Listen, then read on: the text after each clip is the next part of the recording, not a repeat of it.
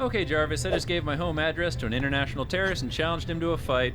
I want you to cancel all detective work rendering projects and focus all of our resources on defending my house from attack, all right? Very well, sir. Shall I engage the house party protocol now, then? Sure, why not?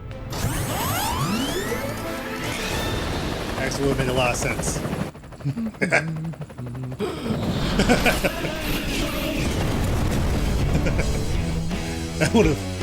That could have worked. So who's bullying you? How'd you know I get picked on at school? Because you hang out with middle-aged guys in garages? Oh. Here, kid. Have a weaponized flare to use on a bully or whatever. Is this legal? You're freaking me out! You realize this is the exact premise of the Pixar film Incredibles. What? No. Yes. No, it isn't. Yes, it is. I met you a long time ago, hurt your feelings, which pushed you over the edge, and now you're a supervillain, currently with the upper hand, and I'm temporarily trapped. Yeah. It's totally the same story. This is not, first of all, I'm surprised Tony Stark even knows that movie well enough to reference its storyline. And secondly, what do you mean temporarily trapped? Your hands are totally permanently secured in those zip ties. You're not going anywhere. Permanently. Your syndrome, and I am Mr. Incredible. This is not the same. I can breathe fire. I even have a black friend who helps me fight crime. And he has a super suit. Oh my gosh, this is totally the Incredibles. You know what bugs me? What? When the president is being held hostage in the Iron Patriot suit, the suit is completely useless.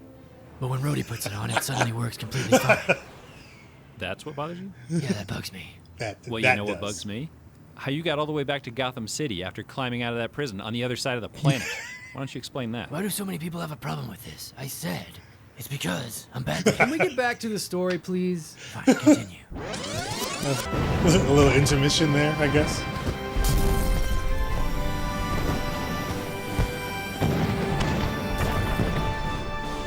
Hey, how come your bra didn't burn in the fire? What? Tony! The world's in danger. It's time to assemble. We need you. Avengers. Need Tony. Need Sue. Oh, you guys are still around. I'm sorry, everyone. I just blew up all my suits. I'm kind of a changed man now. Why would you blow up all your suits? See, it was sort of metaphorical, showing Pepper that she's more important than any mission, and I'm more than just a suit. Plus, it's Christmas. I heard your call, my brothers and sisters. Let us go forth to victory. Tony just blew up all of his suits. Saith what? Why wouldst thou do this? Yeah, Stark is out. He's totally whipped. But I might have an alternate. Uh-oh. You're basically like Terminator 2 now. You want to take Tony's place on this one? Me? Yeah, girl. You want to go save the world? Really? That actually sounds exciting. She can't replace me. What just happened? She killed the Mandarin. With my tech, guys, I blew up all my suits, but that doesn't mean I'm not still Iron Man. So you want to go with us? Okay. Oh, thanks a lot, guys. Come on. Pepper. I love you, sweetheart. She can't replace me.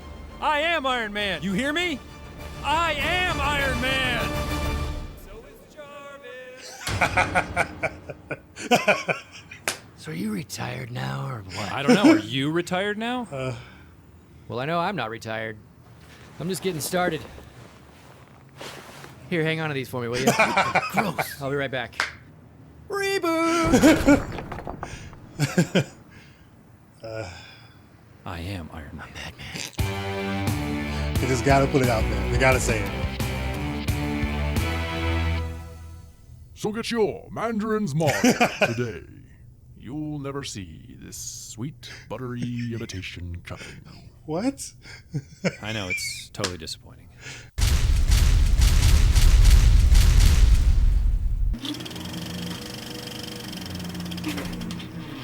When a terrorist mastermind kidnaps the president and brings a country to its knees, there's only one Marvel franchise that Disney can afford to call. Can afford. I wish. Actually, just this guy. No, really. Just the guy. Not even the suit. Tony Stark is regular man in Iron Man 3. Prepare for an Iron Man movie with hardly any Iron Man in it. And no AC/DC either.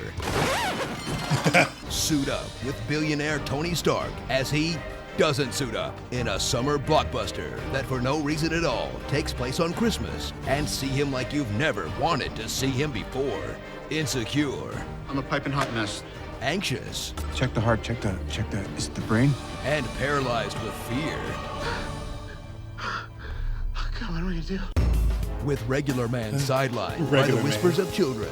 How did he get out the wormhole? It's up to his latest creation to save the day, Remote Control Man. This is a new level of lame.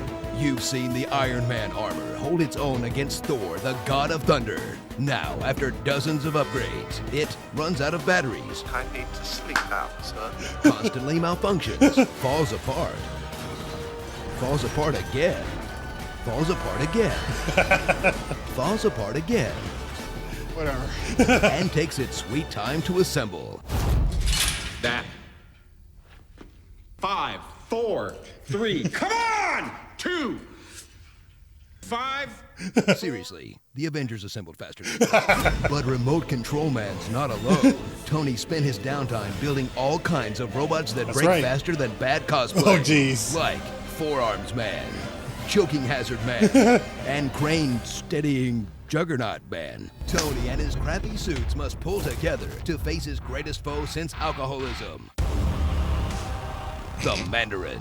You'll never see me coming. In a timely update of the character, Osama bin Kingsley plays the brilliant terrorist who manipulates the entire country into doing his bidding.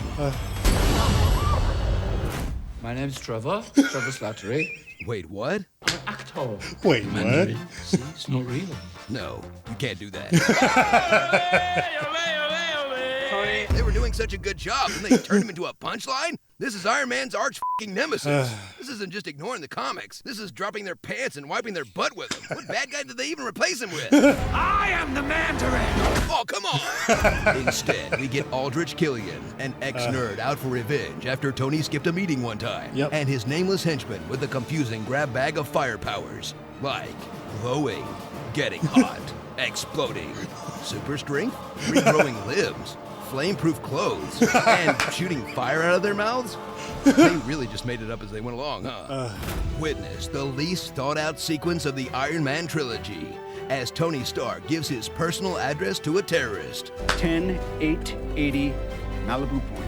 Then goes home and puts on his only unfinished Iron Man suit. Lets someone walk through his front door. Doesn't see the missile heading for his house until it's on the news. Still doesn't activate any kind of home security system. Or any of the 40 other remote-controlled Iron Man suits in his basement. Or have Jarvis call the police. Or S.H.I.E.L.D.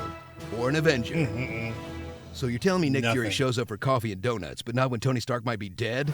So watch as the Iron Man trilogy ends with 10 of the franchise's most disappointing minutes, where Killian loses to Gwyneth Paltrow in yoga pants. All the Iron Man suits get blown up for no reason, and Tony has the operation that will make him regular man forever, at least until Avengers 2. Starring R2-DJ, Gooper Hero, Gandhi, Nerdy Memento, Murtaugh, Vincent Vega, and the worst extra ever. When is somebody gonna kill this guy? Just saying. And not starring the Hulk, Thor, Not Captain starring. America, Nick Fury, Black Widow, Hawkeye, Agent Coulson, Agent Maria Hill, Selvig, or even the Gallagher guy. Iron Man 3. All these people that we've you heard none fully of established. I'm not that kind of doctor. Dude, where were you the whole movie? So, you have an Iron Man 3 script for me? Yes, sir, I do. And Tony's been spending his time since the Avengers movie building a whole bunch of Iron Man suits. Oh, that's what the fans want to see. Oh, yeah, and he's gonna build a bunch of different kinds of suits, too. Amazing. And then we're barely gonna see them in action. Oh, is he mainly gonna stick to his normal armor? No, he's barely gonna wear Iron Man armor at all. He's not. No, he's mostly gonna be running around having panic attacks and crying. Wow, that doesn't sound like Iron Man at all. Yeah, well, I like to subvert expectations, you know, so people buy tickets expecting Iron Man, and instead they get PTSD Tony. And you think people are gonna enjoy that? It doesn't matter if they enjoyed it. What matters is that I subverted their expectations. Well, okay then. So, and is there a bad guy in the movie? Oh, well, we're gonna have this terrorist guy called the Mandarin. Oh, the Mandarin, as in Iron Man's greatest foe from the comics? That's the one. Well, fans have been waiting to see him hit the big screen for years. Yes, exactly. So what we're gonna do is subvert their expectations. Why oh my god. even yeah, just they're gonna starting the think this explanation guy's like some that, you know it's amazing bad. villain, then halfway through through, we're gonna be like, oh no, he's just some dumb actor guy. Maybe people would prefer to actually see the Mandarin, though. It doesn't matter, because their expectations are gonna get subverted. It feels like people are gonna get mad. You can't be surprised and angry at the same time. It's scientifically impossible. Oh, it is. Maybe. I'm not a scientist. Well, okay then. So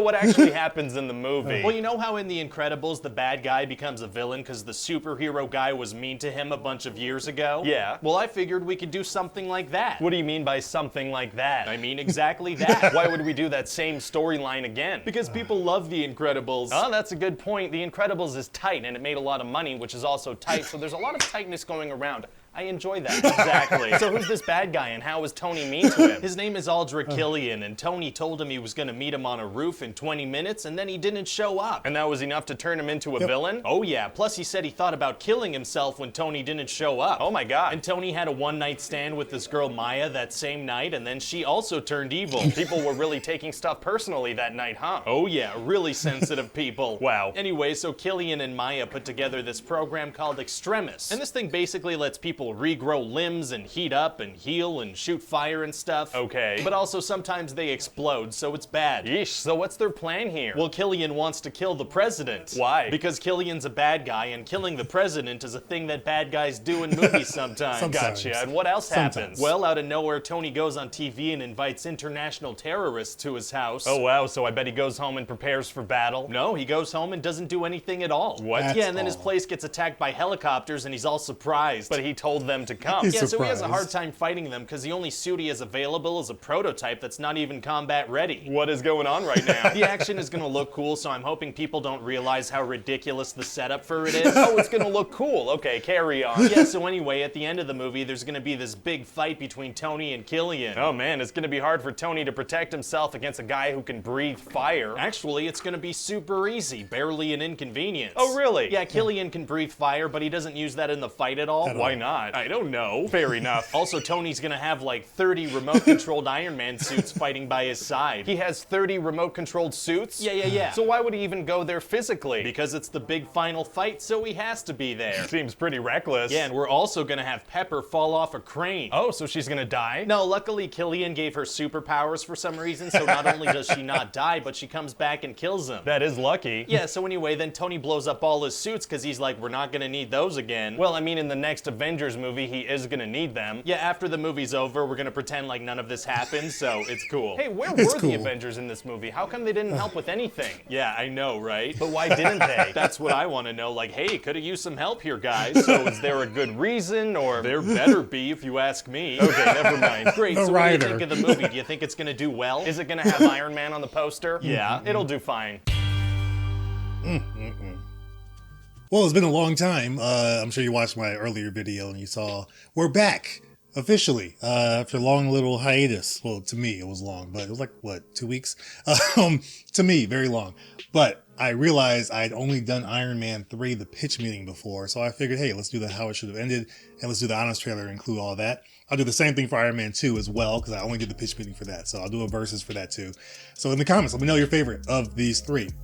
Which one do you prefer? I'm gonna pick pitch meeting, but I think honest trailer did a better job of highlighting how Iron Man just didn't really think this whole situation about giving Mandarin the address to his home and then calling him out, and he just didn't set up anything. No guards, no defenses, nothing. For a guy that's as smart as he is, he normally plans ahead.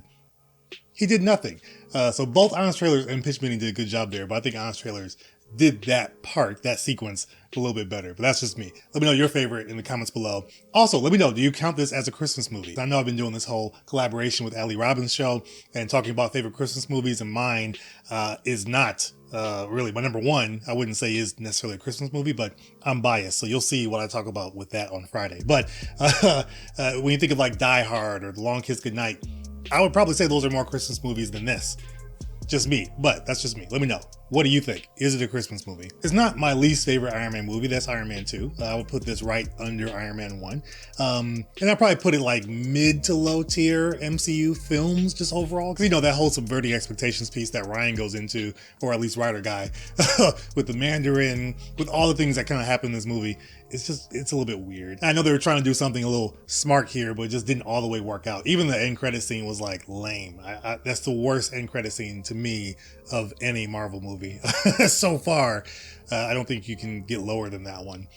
So yeah, that's just a few of my thoughts on Iron Man 3. Again, let me know your thoughts in the comments below, and let me know again if this is a Christmas movie to you. Do you add it to your Christmas lineup during this season? Let me know. I want to give a big shout out to my Hyper Crew members: Brian Tidwell, Steve-O, Slepnir, Dash Milner, K6013, Daniel Lopez, Portal on Mobile 44, Kratos, William Cooper, Shane Cook, Richie Chester, and Arnon Steelpelt. Thank you guys so much, and thank you to all my members and subscribers for supporting the channel and sticking with me during this time. It was really rough these last couple of weeks, so I'm glad we're back. We're gonna get things rolling for the rest of the month and going into the new year. So look for more videos coming soon. Also check out the description for more content creators and the videos that they have to offer as well. Other than that, I will see you guys on the next video. I appreciate you and have a great day.